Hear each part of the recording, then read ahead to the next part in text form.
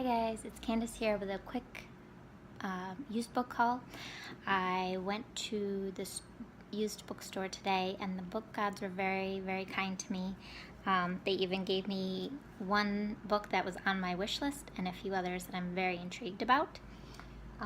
So the first one, if you guys have been watching my channel, you know I have recently read The Art Forger by B.A. Shapiro.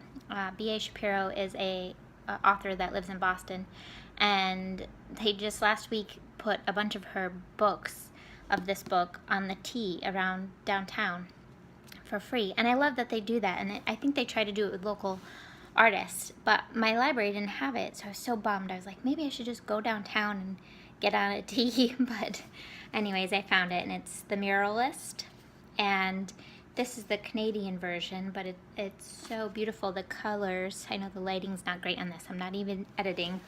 Going crazy. This is about a new novel of art, history, love, and politics. A gifted young artist mysteriously disappears on the eve of World War II. She happens to have a patron of Eleanor Roosevelt. She is Jewish, and her family is living in German-occupied France. She has a close-knit group of friends, including Mark Rothko, Jackson Pollock, and Lee Krasner. And it follows her great niece, who's trying to figure out what happened to her and her paintings. So, along the same vein as The Art Forger, an art history mystery, right up my alley. I'm so happy to get my hands on this. The second book I got was Beyond Black by Hilary Mantel. Wolf Hall is very high on my TBR pile. I need to read it. I'd love to read it this year. And I know she's a good writer, and this book grabbed me. The quote on the cover is by Philip Pullman, and it says, "The strangest, creepiest, most sorrow and pity-inducing book I've read for a very long time, and a great ghost story, a chilling masterpiece." So it sounds dark, and maybe I could read this in the fall. I saw that Jess had read it from Garden Scriptorium. I'll have to see what she thinks of it, but I was excited to get my hands on this. The Forgotten Garden by Kate Morton. I've not read any Kate Morton, and this book I picked up because so if you get 4 books, the 5th book is free, and this was the 5th book. I thought I'd give it a try. It has to do with an old house and a beautiful volume of fairy tales.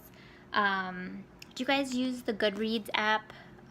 Because in there you can scan a book by the ISBN. And so I love that because I just see what the book's about, and if any of my friends have read it, and if the people that I have a similar taste to like it, then I'll grab it. And Milena had given it 5 stars, so I really wanted to give it a try. So I don't really know much else about it, but I'd like to try it. The next one I got is Antonia Frasier's Marie Antoinette, The Journey. Obviously, it inspired the film, which I have not seen. Antonia Frasier, I also have her, the 6 Wives of Henry VIII, that I want to read. So it's a little bit more, so it's nonfiction.